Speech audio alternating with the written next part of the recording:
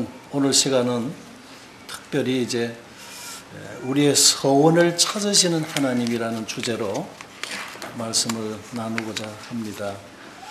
어제 2시간에는 너희는 서로 발을 씻겨라 하는 말씀으로 첫 시간에 말씀을 드렸습니다. 주님께서 이제 최후의 만찬석상 그 자리에서 제자들의 발을 닦아 주셨습니다. 그래서 그러시면서 너희도 서로 발을 씻겨줘라 이렇게 유언으로 말씀을 해 주셨던 것입니다. 그래서 서로 발을 씻겨준다는 의미가 무엇인가 하는 것을 말씀을 드렸습니다. 오네시보로에 대해서 말씀을 드렸습니다. 그리고 이 스데바나에 대해서 말씀을 드렸었고 또 빌레몬 형제에 대한 말씀을 드렸습니다. 이 오네시보로는 사도 바울이 이제 옥중에 갇혀서 이제 그 주님 만남을 그가 기다리고 있었습니다. 디모데후서에서는 당시에 이제 네로 황제의 아주 그 치하에 있었을 때이기 때문에 아시아의 모든 사람들이 나를 버렸다 했습니다. 그런 참 그 위기 상황에 처해 있었다는 것입니다. 그런 상황 속에서도 오네시보로는 그 자신의 그 위험을 감수하고 사도 바울을 자주 찾아서 그를 격려했었습니다. 그래서 오네시보로 이 형제만을 사실 기다리고 있는 것이었습니다. 형제가 오면 이 노종은 큰 위로와 격려를 얻었다고 하는 것이었습니다. 앞서 수고하신 일꾼들에 대해서 감사하는 마음으로 격려를 아낌없이 해드려야 될 것 같습니다. 많은 사람들이 그가 나를 부끄럽게 여기지 않았다 하는 것이었어요. 우리가 주와 복음을 위해서 살아가고 헌신되고 희생되는 이것에 대해서 우리가 부끄럽게 여겨서는 안 된다 하는 것이었습니다.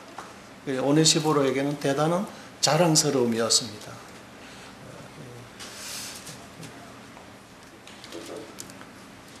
두 번째 시간에서는 너희가 서로 짐을 지라 그리하여 그리스도의 법을 온전히 성취하라 하는 갈라디아서 6장 2절의 말씀을 중심으로 드렸고 특히 이제 이사갈 지파에 대한 선행에 대해서 중점적으로 말씀을 드렸습니다.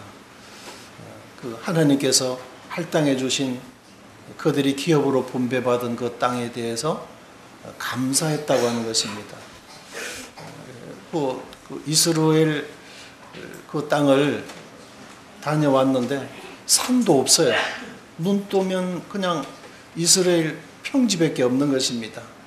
눈 뜨면 그 삽이며 꽃갱이며 농기구 메고 나가서 그냥 그 평생을 그 논박하는 것입니다. 바다도 구경할 수 없어요. 여러 가지로 이제 불편한 것들이 참 많았겠지만 그런 하나님이 주신 이 기업에 대해서 그들이 참 감사하는 그 이사갈 지파였다는 것입니다. 그래서 하나님 주신 그 땅을 부지런히 일구고 경작해서 참 유효한 먹고 사는 문제에 대해서는 아주 유효함이 있었습니다.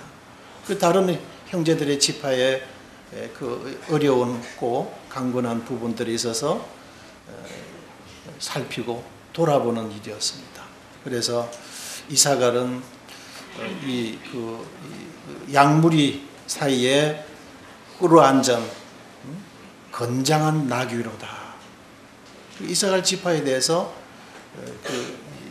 야곱이 그렇게 축복을 준 것입니다. 그리고 그들은 형제들의 짐을 지는 거, 이 여러 지파들 그 중앙에 처해 있으면서 모든 지파들의 소식을 들었던 것입니다. 그것이 가까운 일이 아니고 답답한 그 우겨사임 일이 아니었습니다. 그것이 그들에게 참 행복이었던 것입니다. 그래서 기회가 주어질 때마다 그 기회를 그들은 놓치지 않았던 것입니다. 지파들의 그 주변에 있는 대적들로부터 침략을 받으면 분연히 쫓아가서 형제들의 어려운 짐을 함께 나누는 것이었습니다. 그저 그 일만 성실하게 한 것이었어요. 그러다 보니 하나님께서 그들에게 칼을 잘 쓸 수 있도록 그 지혜를 주셨고 아주 건강하게 해주셨어요. 그래서 웬만한 일들은 이들이 전부 나서서 돕는 일에 열심하도록 하나님께서 그들에게 부여해 주신 이 은사에 대해서 발휘해서 하나님 영광을 위해서 그들이 드렸습니다. 그러다 보니 이 이사갈 지파가 참 시세를 분별할 줄 아는 이런 참 이 영역에 이르게 되어진 것입니다. 그리고 많은 용감한 용맹스러운 용사들을 사실 많이 길러내고 배출한 이런 지파가 되어졌다 하는 것이었습니다. 그래서 그래서 이제 어제 2시간의 말씀 그렇게 드렸고요. 오늘은 이 서원을 찾으시는 하나님에 대한 말씀 이제 드리겠는데요. 서원에 대해서 내 하나님 여호와께 서원하였거든 갚기를 더디하지 말라. 내 하나님 여호와께서 반드시 그것을 내게 요구하시리라. 더디면 그것이 내게 죄가 될 것이라. 또 전도서에서도 네가 하나님께 서원하였거든 갚기를 더디게 하지 말라. 하나님은 우매한 자들을 기뻐하지 아니하시나니 서원한 것을 갚으라. 서원하고 갚지 아니하는 것보다 서원하지 아니하는 것이 나으니라. 네가 어찌 내 입으로 한 말을 네가 실수로 하겠느냐. 하나님은 네가 하나님 앞에 서원한 것 하나님은 기대하고 계시고 기다리고 있고 또 찾으시는 하나님이다. 제가 이 전도서 이 말씀을 이제 왜 제가 제 심령에 각인이 되어져 있느냐 하면 제가 하나님 앞에 서원의 기도를 드린 적이 있었어요. 그런데 무슨 서원을 내가 어떻게 드렸지? 감감했어요. 그런데 하나님 앞에 내가 말씀을 주님이 주셔서 그 말씀 앞에 내가 무릎을 꿇고 내가 자발적으로 하나님 앞에 이렇게 드리겠습니다 라고 내가 기도드렸는데 그러고 내가 잊고 있었어요. 왜냐하면 이제 결혼을 하고 가정생활을 이제 하다 보니까 이제 그 가족의 부양에 대한 책임감이 있는 겁니다. 그래서 그때 당시는 76년도 당시는 이제 그 전파 이건 이제 쪽에 제가 좀 관심이 있어서 전자 쪽에 관심이 있어서 그런 이제 수리업이라도 이제 해야 되겠다. 그것은 아무래도 주님 복음을 이제 전하면서 주님 섬겨가는데 그것이 가장 유리하겠더라고요. 내가 그냥 집회에서 문 닫아버리면 되고, 뭐 급한 거 빨리 해버리면 되고, 그래서 이제 전파 수리업을 생각을 하고 고장난 기계들을 라디오니 이 녹음기니 이런 거 고물상에 내다버린 거 이제 그 수집해다가 그 수리하고 고치고 뭐 이런 거 이제 막 이제 연습하고 있었어요. 근데 키트판을 이제 뒤집어 놓고 어디가 어느 부분이 고장이 났는지 다이오드인지 뭐 콘덴사인지 막 회로를 추적해서 찾고 이러면서 속에서 불이 나는 거예요. 내가 하나님 말씀을 이렇게 찾고 연구하면 이 엄청난 것을 내가 얻을 수 있을 건데 지금 내가 뭐 하고 있나 이런 마음이 막 드물면서 불이 나더라고요. 그리고 그때는 주님이 그때그때 주시는 그 말씀들이 있으면 바로 그냥 10분이든 20분이든 구원받자마자 그렇게 감정들을 나누었거든요. 그러면서 이제 어느 날인가 언제 누구에게 어떻게 들었는지 기억은 안 나지만 네가 하나님 앞에 서원하였거든 갚기를 더디 말라. 이 말씀이 문득 기억이 나는 것이었어요. 그래서 그 말씀이 어디 신약에 있었는지 구약에 있는지 이 한 구절 말씀을 찾기 위해서 당시에는 뭐 선구사전도 없어요. 그래서 밤새 찾았는데 딱 찾은 것이 이 전도서 5장에 나오더라고요. 그래서 제 심령이 그렇게 해서 각인이 딱 되어 있어요. 네가 하나님 앞에 서원하였거든 갚기를 더디하지 말라. 하나님은 우매한 자들을 기뻐하지 아니하신다는 거예요. 서원하고 갚지 아니하면 그 우매한 짓이라고 하는 것이었어요.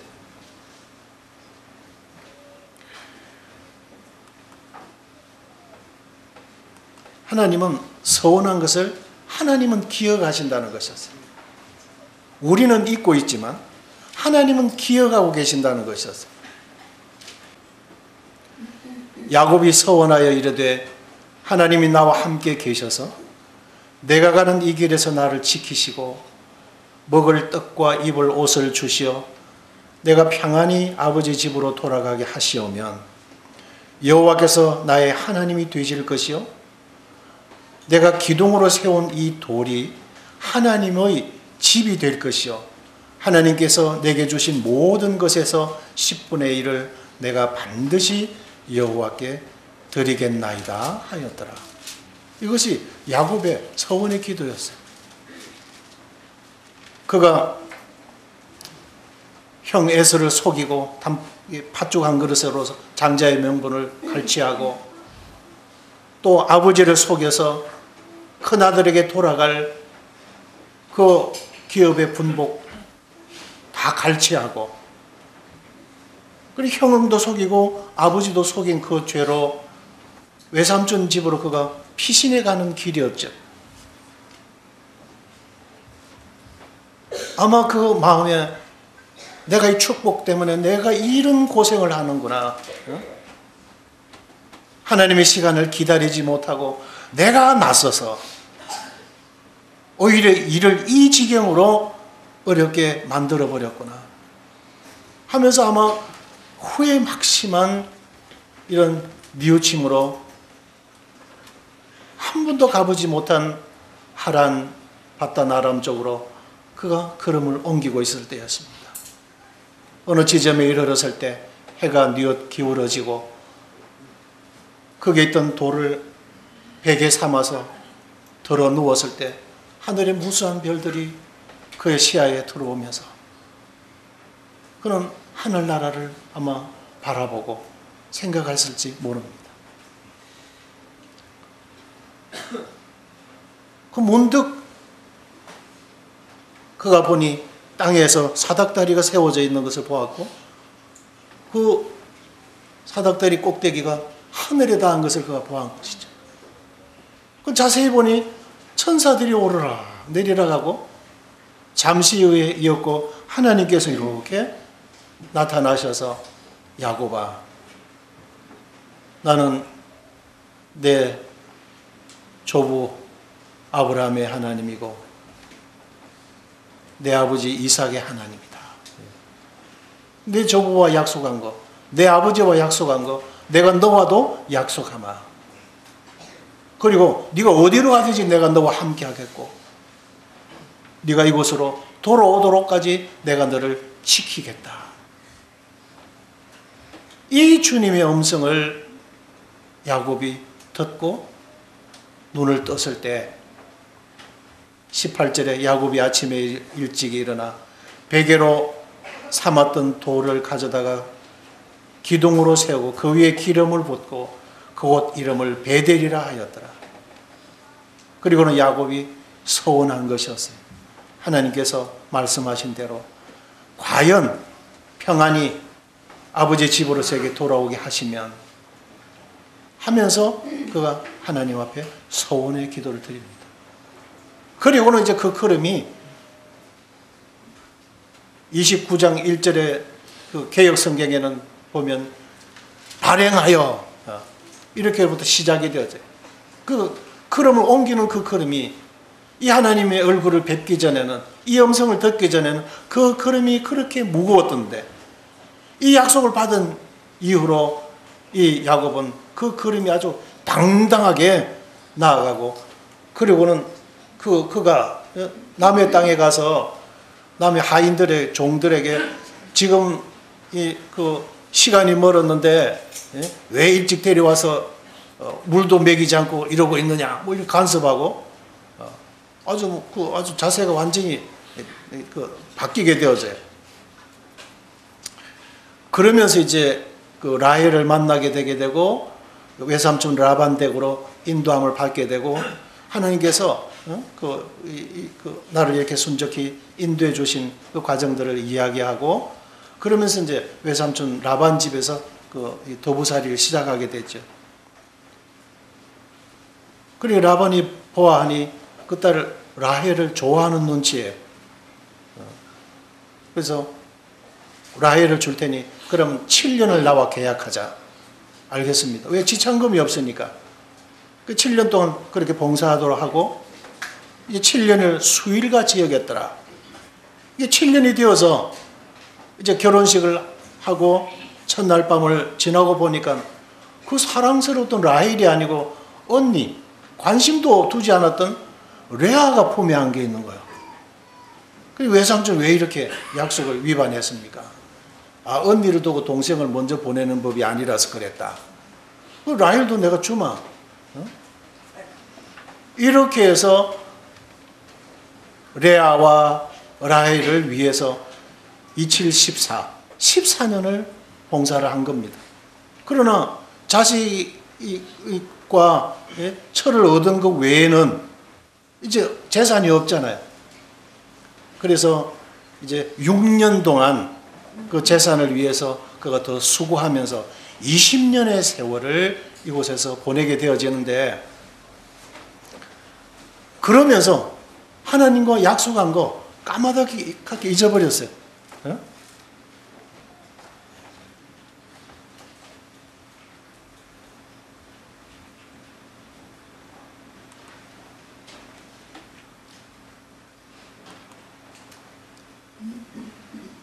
그 야곱은 잊고 있었지만 하나님께서는 창세기 31장에서 하나님은 야곱의 서원한 것을 하나님은 기억하고 계셨다는 것입니다. 20년의 세월을 지난 연후에 네가 소원한 대로 돌아가라, 이렇게 그를 부르시는 것입니다.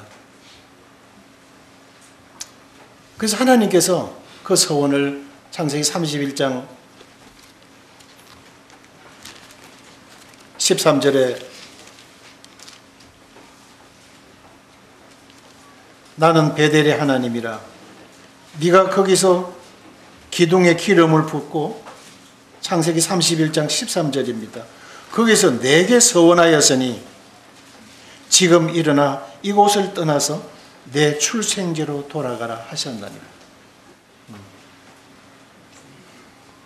야곱은 잊고 있었지만 하나님께서는 야곱이 서원한 거 잊지 않고 기억하고 계셨습니다.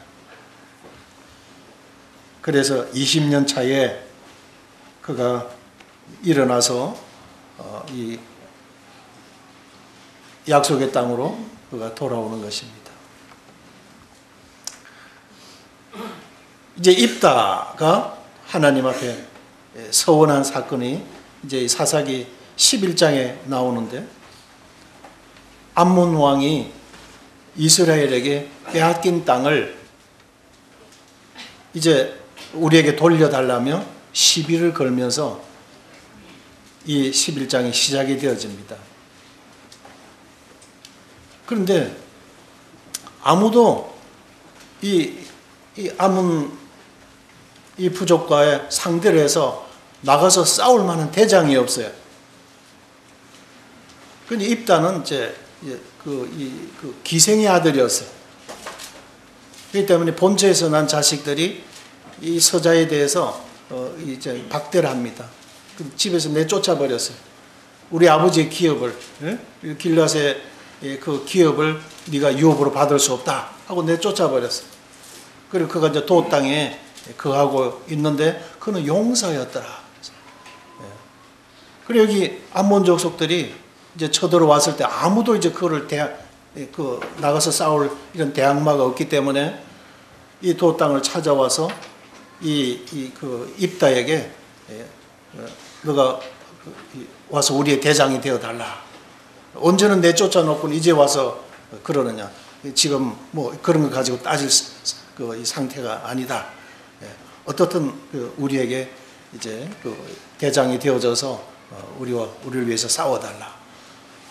그렇게 해서 이제 입다하고 이 암몬 왕하고 이제 변론하는 내용이 이어서 나오는데, 하나님께서 300년 전에 우리에게 주신 땅인데 그것도 하나님께서 에돔과 다투지 아니하고 또 모압과도 다투지 아니하고 암몬과도 다투지 아니하고 이렇게 해서 그들이 길만 열어주면 우리의 목적지는 이 가나안 약속의 땅이기 때문에 그냥 우리가 이렇게 가도록만 길만 열어달라, 못 가도록 막는 것이었습니다. 그래서 그 아모리 왕 시온을 격파하고 왜냐하면 그들이 먼저 그 싸움을 걸고 길을 비켜주지 않을 뿐더러 이제 칼을 들고 이제 덤벼들기 때문에 그들을 격파하고 그 땅을 이제 차지해버린 것입니다. 그것이 벌써 이제 300년이라는 세월이 지났다. 그리고 그 땅은 하나님께서 우리에게 주신 땅인데 하나님이 우리에게 주신 것을 너희들이 지금 우리에게 지금 300년 후에 지금 와서 시비를 걸며 내놔라 그러니 말이 되느냐. 그러나 입다의 말을 듣지 아니하고 그들과 이제 전쟁을 하게 되어지는 겁니다. 그때 이제 입다가 하나님 앞에 서원의 기도를 드려요. 하나님, 제가 이 전장에 나가서 이기고 돌아올 때 가장 나를 먼저 맞이하는 그것을, 그는 인칭 대명사를 쓰질 않았어요. 나를 맞이하는 그것을 있더라고 그래서 그것을 제가 하나님 앞에 드리겠나이다. 그런데 돌아왔을 때 이 외동딸, 이 고명딸이 그냥 아파 축하한다면서 제일 먼저 맞이하러 나오는 거예요. 그래서 옷을 찢으며 너는 나로 하여금 이 참담하게 한다. 내가 하나님 앞에 이렇게 서원했는데 네가 하필이면 왜 네가 나를 이렇게 제일 먼저 맞이하느냐. 하나님 앞에 서원하셨거든. 서원대로 하십시오. 이렇게 해서 그 하나님 앞에 서원한 대로 그 딸을 그냥 결혼시키지 아니하고 홀로 독처하면서 살도록 했다 하는 그런 이제 내용입니다. 세 번째는 한나의 서원의 기도였어요.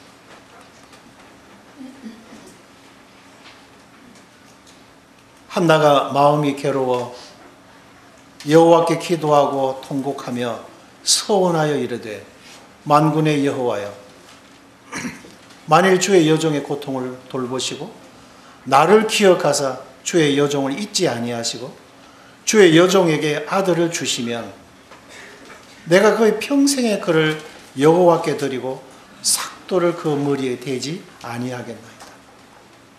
제게 아들을 주시면 나시린으로 하나님 앞에 드리겠나이다.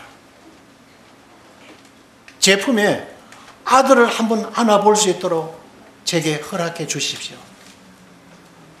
그가 눈물을 흘리며 하나님 앞에 종을종을 속으로 기도하고 있었어요.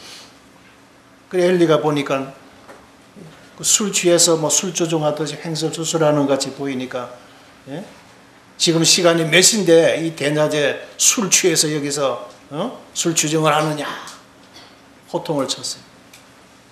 내 주여, 제 이 마음의 심정을 하나님 앞에 지금 아뢰고 있을 뿐이지 제가 술을 먹은 것이 아닙니다. 제 마음의 억울함을 하나님 앞에 기도드리고 하나님의 은혜를 구하고 있었습니다. 그래서 엘리가 네 소원한 대로, 네가 하나님 앞에 소원한 대로 하나님께서 내게 응답해 주시리라. 그리고는 이제 얻게 되어진 것이 사무엘을 얻었던 것이죠. 그는 그 약속을 지켰어요. 젖을 떼고 이 사무엘을 하나님 앞에 드렸어요. 이 민족이 영적으로 어둡고 하나님 말씀이 없어서 어둡고 이 세상 앞에 하나님의 백성들로서의 역할을 수행하고 우리와 함께 하시는 하나님 앞을, 하나님이심을 만국에 드러내야 되는데 도리어 그러기는커녕 이 사사기 말렵이니까 다 자기 소견에 오른 대로 이 백성들이 살아갔어요. 누구 하나 그것이 잘못된 것, 하나님 말씀에 위배되었다고 하는 사실을, 하나님을 경외하는 자세가 아니라는 사실을 누가 지적해주고 바르게 교정해 줄 사람이 없었던 것입니다. 그래서 하나님, 영적으로 어두운 이 백성들, 이들에게 하나님의 말씀을 밝힐 수 있는 등불을 주시라고 기도하면서 하나님 앞에 또한 이 아들을 주시면 제가 하나님 앞에 드리겠나이다. 이렇게 한나가 서원의 기도를 하나님 앞에 드리게 되죠. 그래서 이 서원에 대해서 이 한나도 이 서원을 갚게 되어진 겁니다. 그리고 이제 또 한 군데 이제 바울의 이제 서원을 이제 보게 되면 사도행전 18장 18절에서 사도행전 18장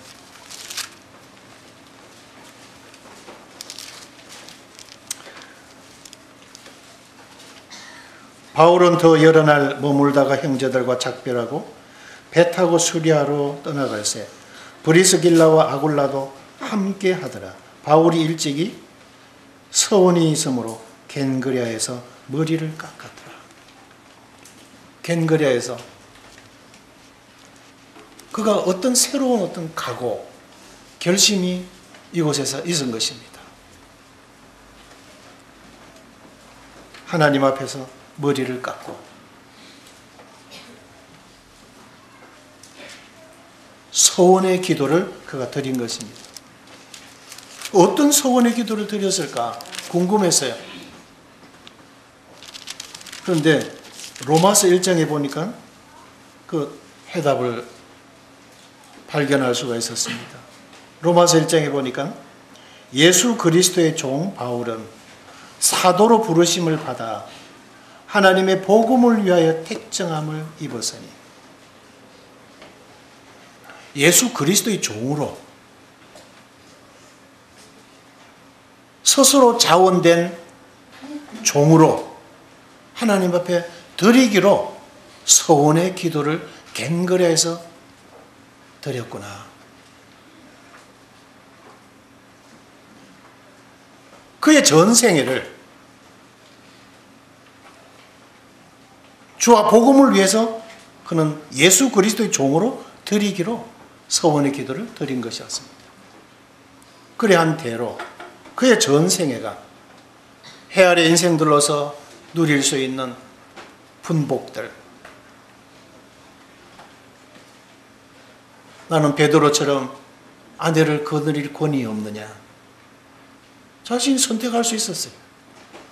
나그네 된 땅에서 아내를 거느릴 수도 있었고 또 그가 자식을 낳아서 위로를 받을 수도 있었어요.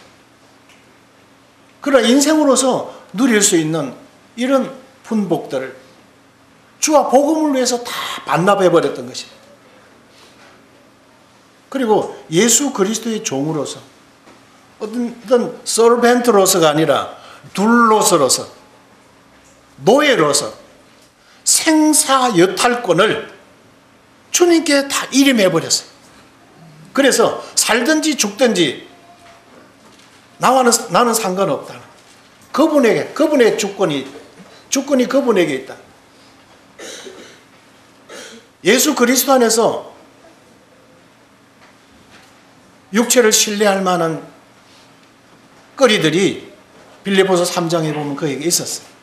히브리인 중에 히브리인,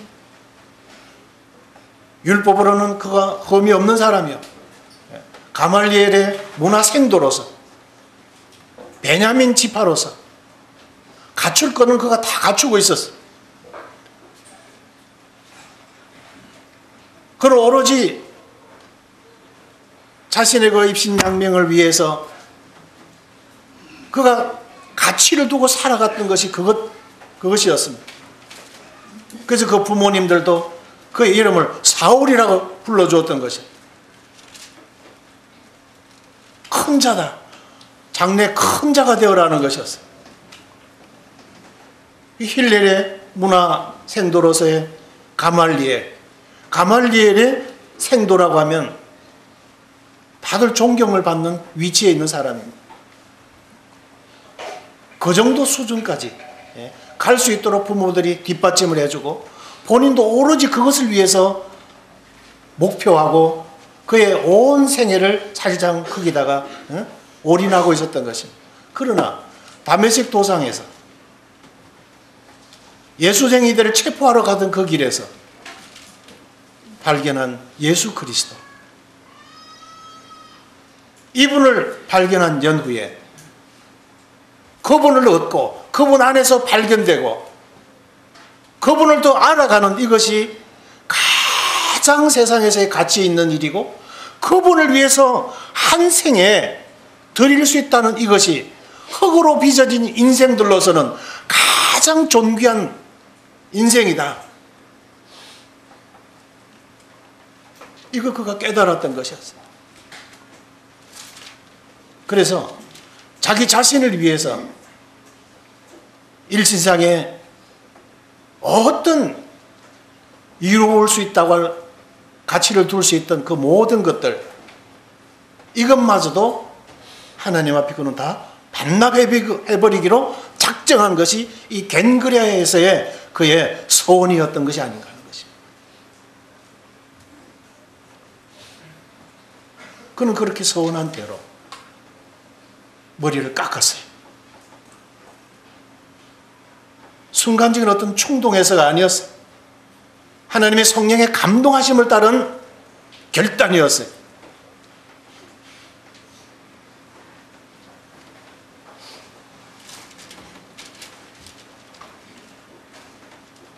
아프리카 차드에 선교를 나가셨던 형제님이 이제 선교 간정을 하고 마음에 이제 그 열악한 환경에 자식들을 다 데리고 아내를 데리고 간다는 거 상당히 이제 위험 부담이 있었어요. 그래 마음에 이제 조금 갈등이 있었는데 어느 날 어떤 기쁘게 간정을 하고 반에서 내려왔는데 저 문 입구에 한 노형님이 서셔서 형제 잘 결단했다 하면서 눈물을 흘리면서 간정을 하시더라는 거예요. 하나님께서 한때 내게도 그런 기회를 주셨어.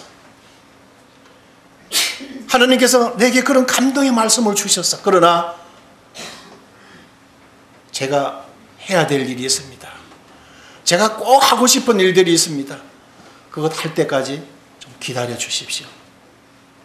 그러고는 그 일을 했다는 거예요. 그걸 이루고 나서 이제 돈이 필요해요.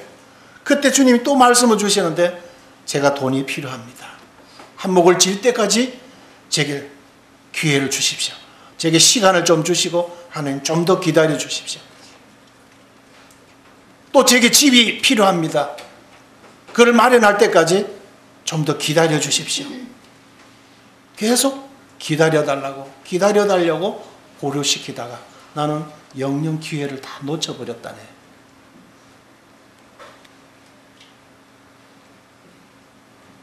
근데 형제, 그렇게 결단을 내리고 하나님 앞에서 그렇게 서원하고 아재 공부를 하는 거 진짜 잘했네, 그러시더라고요. 그리고 그 노형님이 뜨거운 악수를 받고는 이제 더 마음에 확신이 굳어져 버렸다는 것이었어요. 로리 코엘 형님의 간증이신데, 이 사도 바울의 생애가 이런 생애였습니다. 사도행전 20장에 가게 되면 이제 내가 복음 전하는 일을 이제 마치려 하면은 성령께서 각성에서 호박이과 환란이 나를 기다린다고 하시나, 그런 내 남은 달려갈 길을 내가 선택한다는 것이었어요. 피해갈 수도 있었어요. 그러나 내가 나의 달려갈 길을 가겠다는 것이었어요. 그것은 내 생명을 조금도 귀한 것으로 여기지 아니한다. 이 초지일관, 하나님 앞에서의 서원한 것, 사도 바울은 전생에 그렇게 실행해 간 사람이었습니다. 얼마나 아름다운 생이었습니까? 얼마나 가치 있는 생이었습니까? 인생으로서 얼마나 이보다 더 보람된 일이 어디에 있겠습니까?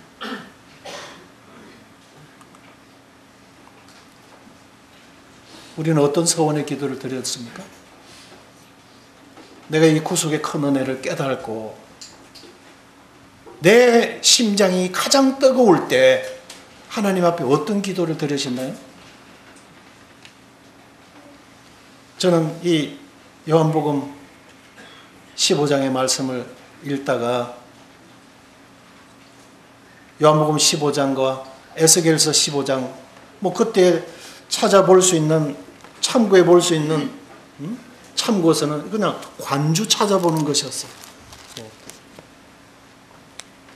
이 두 말씀이 다 포도나무의 비유에 대한 말씀이죠. 에스겔 15장에서는 인자야, 산림 중의 포도나무가 나은 것이 무엇이냐, 다른 나무와 비교해서 포도나무가 나은 것이 무엇이냐, 그것으로 무슨 금을 못으로 사용하겠느냐, 이 말씀이 무슨 의미지? 그래서 성경을 그대로 두고는 이 동네에 나와서 어느 집이 포도나무가 있더라, 포도나무가 있는 집을 찾아갔어요. 그리고는 그 가지를 한번 꺾어봤어요. 너무 힘없이 똑 부지러지는 거 있죠. 깜짝 놀랐어요. 아니, 이야, 하나님 말씀이 이렇게 명확하구나. 제법 이 작은 손가락 굵기만한 가지를 잘랐는데 너무 힘없이 뚝 잘라져 버렸어요. 그리고 이어서 몇 조각을 꺾어보니까 그냥 뚝뚝뚝 부지러지는 것이었어요. 이야, 놀랐어요. 불이 이 끝과 저 끝에서 사르고 그 가운데도 살라버렸다면 무엇에 소용되겠느냐.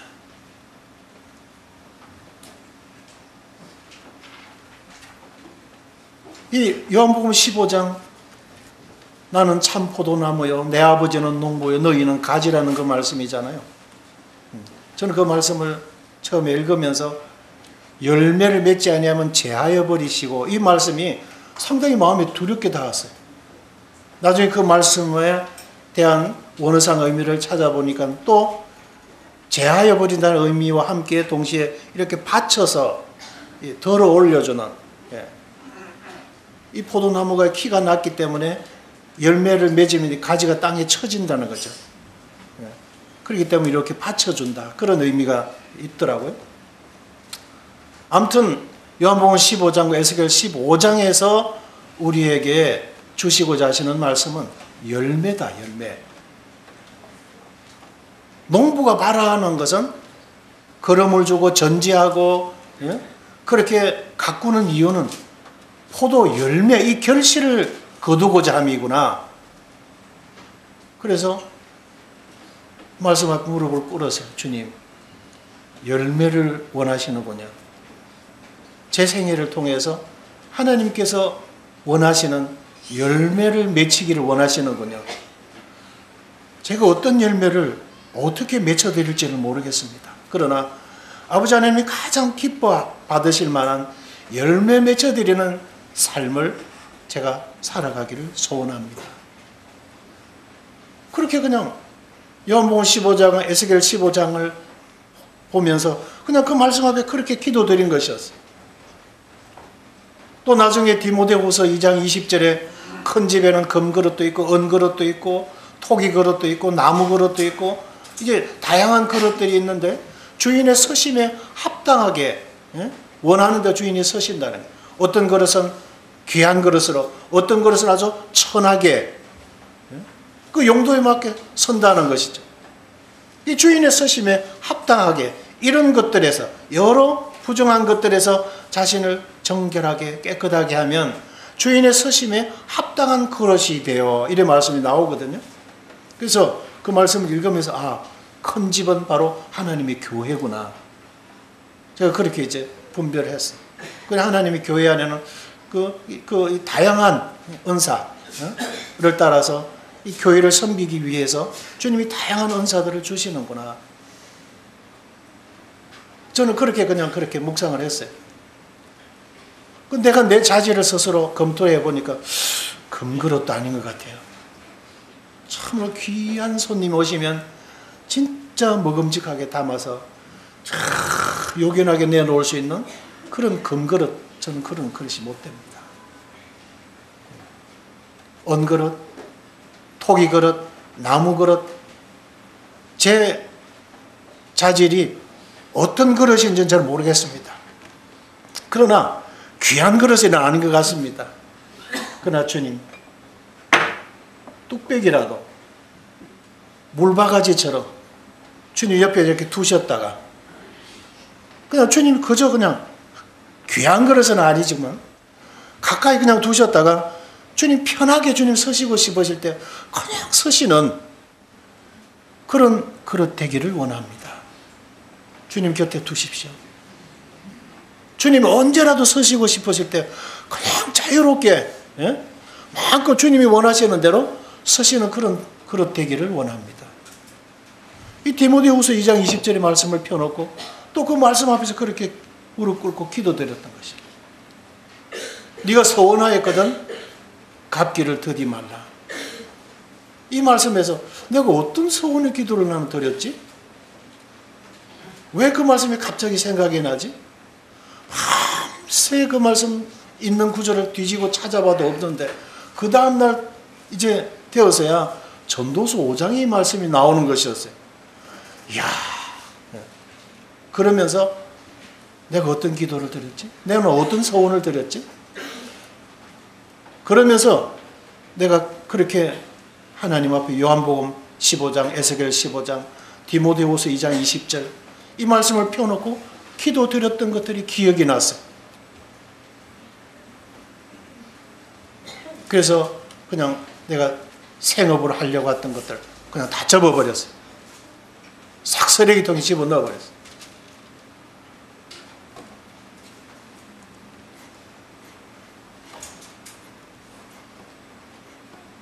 하나님께서 은혜를 베푸시고 긍휼을 베푸셔서 내가 그렇게 서원의 기도 드린 거 여호와의 정직하심, 여호와의 신실하심을 나타내시리로다 하신 말씀대로 지금까지 주님 은혜 가운데 인도해 주셨어요. 뭐 그 외에도 다양한 간정이 있습니다만 그저 이 부분에 있어서 제가 하나님 앞에 사역으로 제 생애를 헌신하게 되어진 이 그 부분의 말씀을 드리는 겁니다. 야곱의 서원했습니다. 그 야곱이 베델에서 서원한 것, 하나님께서 야곱은 잊고 있었지만 아내 얻느라고, 자식 얻느라고, 재산 모으느라고 20년의 세월을 하나님과의 서원한 걸 그가 잊고 살았지만, 하나님께서는 야곱이 하나님 앞에 서원한 것, 하나님은 기억하고 계셨습니다. 나는 베델의 하나님이다.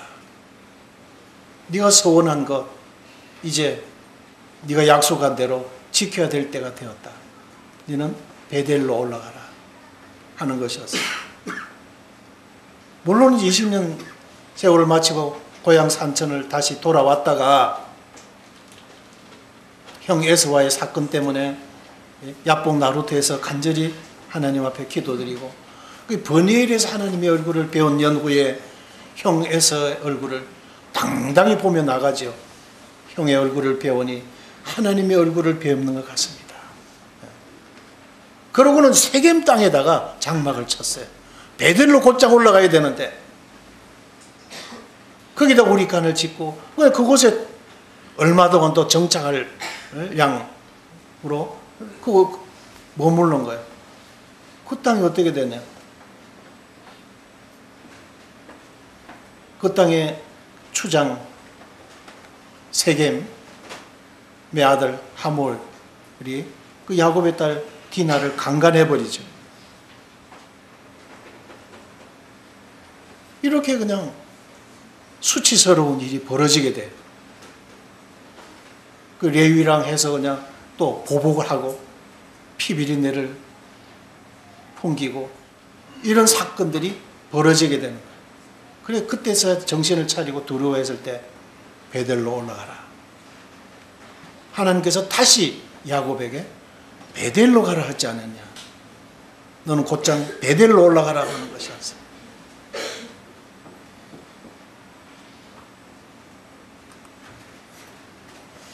그래서 야곱이 세겜 땅 수코트에 있었지만 이 세겜 땅에서 이런 수치스러운 부끄러운 일이 벌어지고서야 야곱은 베델로 올라가서 제단을 쌓았더라. 히브리 11장 4절에 그가 죽었으나 그 믿음으로서 말하느니라. 야곱의 생애의 간증이에요. 부끄러운 간증이라고요. 끝으로 여러분은 어떤 소원의 기도를 드렸습니까? 하나님 앞에 어떤 소원의 기도를 드리셨습니까? 조용히 한번 생각해보는 시간을 가지시면서 이 시간을 마치겠습니다. 하나님 그 소원을 하나님은 기억하고 계신다는 겁니다. 우리는 여러 구구한 변명 필요 없어요. 그걸 통해서 우리 회복하기를 원하시는 하나님이십니다. 이상으로 서원을 찾으시는 서원의 기도를 기억하시고 하나님 앞에 서원한 것을 찾으시는 하나님이라는 주제로 말씀을 드렸습니다. 감사합니다.